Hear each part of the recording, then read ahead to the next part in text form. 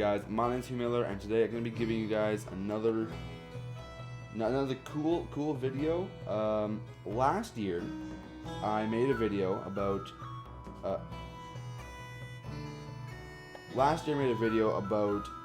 was a sort of a Nancy Drew Oscars video where I gave out awards to various Nancy Drew games. Well, the Oscars just happened on Sunday. I was going to make a video about this at that time, but I had no time, I'd forgotten, I wasn't feeling up to it. It's just, all these things it's going on. Anyways, today we're going to be doing it, but this time, according to her Interactive, they are now called the Hotchkiss Awards. If I have the picture right here, which I do, when it loads, anytime, there we go. Where there are, I believe, 7 awards. Oh, I got it written down. 7 awards, yes. And, oh, I hear my dojo outside. Anyways, the 7 awards, and I'm going to just be doing sort of a newer, updated version. So, a lot of time has gone by since the last Oscar video that I made. And I just, my opinion has changed on various things. Some things haven't changed, but we're just going to sort of go down the list, and I'm just going to give out some more awards to some more games. So the first one is Best Story. So this, in the Oscar world, would be, best script, best screenplay, whatever, but in the Nancy Drew world, it's just best story. This is a hard one for me, because I had to think, what game did I think was written the best? What was written, what game had the best dialogue? What game progressed the best in a way? This is sort of what I was thinking when I was making this. And for me, I thought it was Danger on Deception Island. That game, I love that game. I think it's an amazing game. And the way it's written, where you starting out and all of a sudden you're just like, oh my gosh, we're going on vacation, but the place we're staying at was ransacked. Oh my word, gonna go find out who did this. And now there's this whale that's been showing up. Oh, what? And then we can go kayaking, and there's new places to explore. And now there's Shanghai. It goes on. It keeps building up from there. And it's awesome. It's so fun. And then you gotta communicate with a character that you don't get to see, and it's really, I thought it was really well written. The dialogue is pretty awesome. The characters were well developed, in my opinion. I thought, like, my personal favorite from that game is Hotchkiss. I think he's just a solid character. He's funny, he's nice, he's arrogant. Jenna she's sort of the same way. She's really nice. Not as funny, but she definitely lends information, kind of a bit stubborn.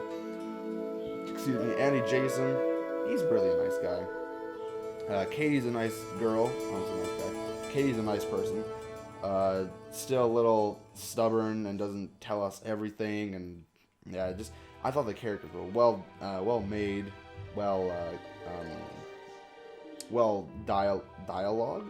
dialected. They had good dialogue, I'll say that. The story itself from beginning to end, I thought was well written. Puzzles were well made, but I guess I don't know if that really affects the writing. The next category was for music, the best soundtrack, and my opinion is the exact same as last time.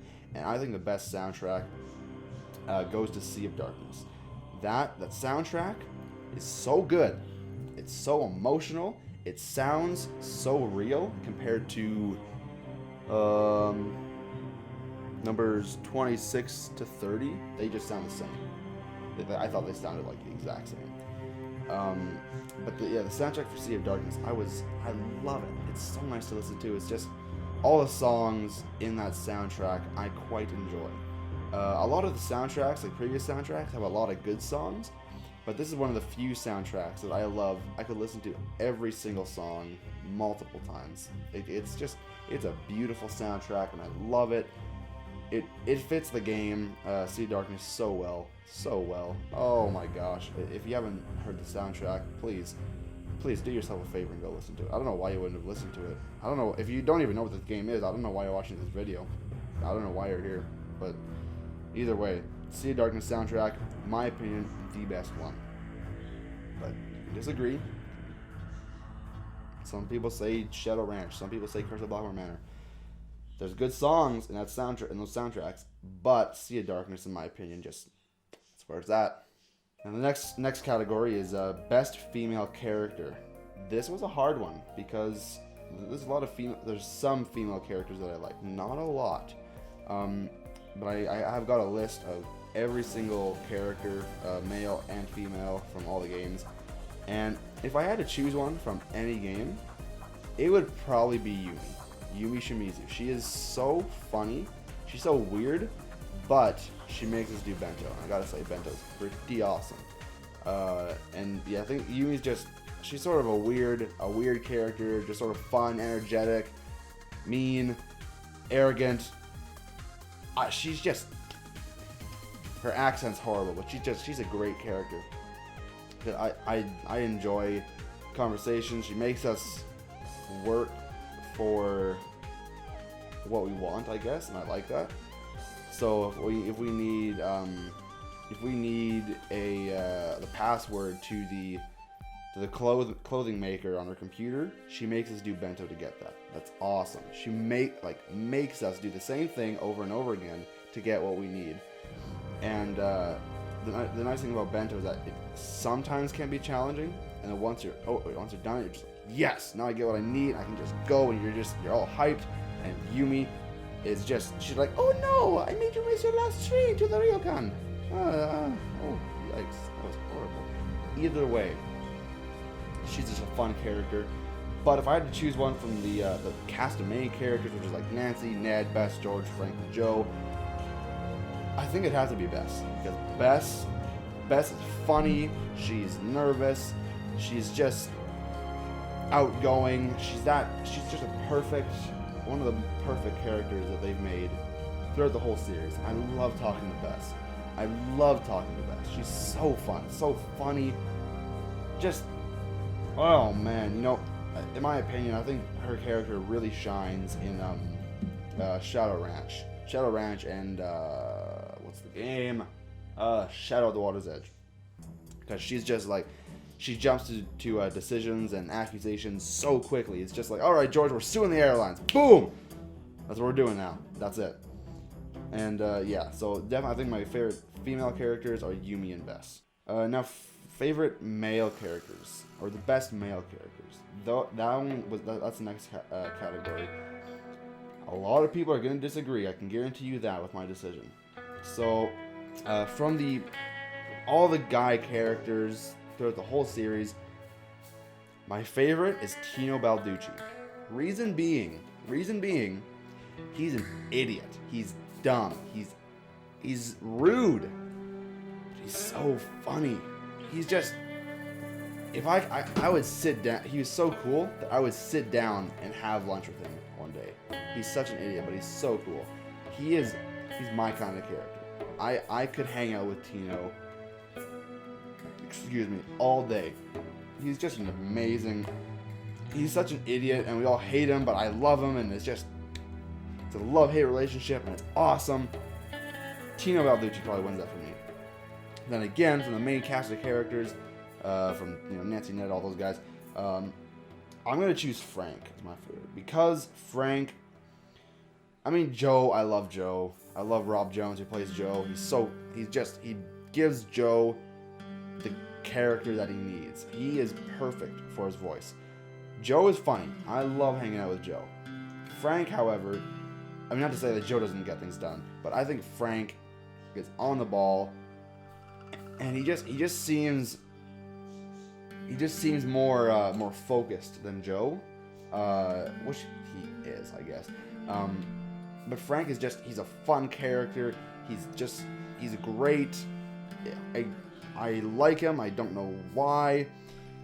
He does what he needs to do, and he does it well. He does it right the first time. It's awesome.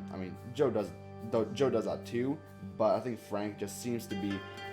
He just does it a little bit better. And I also I feel like I relate to Frank more than Joe. I think just because if I were, solving a real mystery with someone, I think it'd have to be Frank. Because then I could rely on him to not horse around, to get it done right away, and just he would have a strong idea of what needs to be done and how to go about doing it. And Frank and Tino, I think, are the best male characters in the whole series. Again, that's my opinion. That's just me. All right, now the 5th category is best puzzle. This was really a hard category for me because there's so many good puzzles. I love so many of the puzzles throughout all the games. But if I had to choose one, I think my favorite one would actually be, I think it'd have to be Bento. The Bento puzzle from Shadow of the Water's Edge. I like that puzzle for various reasons. One, I get a problem solve. I get a graph of stuff that needs to be done, and it says this, this, and this. This goes here, which is below this, and this is beside this. Now figure out where that goes. And it's just that I love puzzles like that, like Sudoku and just stuff where I have to think, like really think, but I understand what's going on. I love puzzles like that. So Bento is, I think, the best. But I mean, it's also just fun to. I love the names like bear rice, cat egg, bunny egg rice. I think I also really like it just because if you go watch Mostly Walking play Nancy Drew's Shadow of the Water's Edge and play Bento, I think they made me like it just that much more. Because with what they describe it as and how they describe it and when they're playing it, what they say, it really is a stupid thing, but it's a great puzzle because it's randomized every time too. That's the best part. I think that's hands down the best part because you're not gonna find the same one twice. Or at least I don't think you will. Either way, Bento is just an amazing puzzle, and I think it was so well done, so well made, and it seems like they spent their time with it, trying to make it right. I think they did that just perfectly. All right, now the best location is the next category. This one was a little tricky for me to figure out, but I think for me, it's gonna have to be Hawaii from the Creature Copper Cave. Oh man, I've been to Hawaii multiple times, and when I say that, I mean about 3. I love Hawaii. It's beautiful. I love that sort of tropical island, and you're like clear blue waters and ocean and all that stuff. I love that setting. I love anything that sort of takes place in that setting. I'm only actually going to Hawaii. So I think Hawaii for me is just, it's perfect. I love playing the Creature Copper Cave just because I got to go to Hawaii. And if I'm stuck up in Canada and it's like freezing cold outside, I'm just like, you know what? I'm gonna play some Creature Copper Cave. Boom! And now I'm in Hawaii. It's amazing. It is so cool. And that's the best part about these games, that you can go anywhere you want without leaving your house. It's awesome. And so to go to Hawaii anytime I want is amazing. No, when I was in Hawaii, I actually played Creature Copper Cave in Hawaii. That's pretty cool. I was in Hawaii twice. Oh, Illuminati confirmed. Ah. Still though, I think Hawaii is probably the best location. All right, now the final category is best overall game. My choice for this has been my choice for years. It's been my choice for my favorite game for quite a while. Yikes, probably 6 years now. It's been a long time. But that award, I think, has to go to Last Train to Balloon Canyon. That game is so solid. The characters are awesome. I love the characters. I also hate the characters, or some of the characters at least. But Tino Balducci, John Gray, Fatima, Laurie Gerard, Frank, Joe, I guess you had to talk to Bess and George, and Charlene Purcell.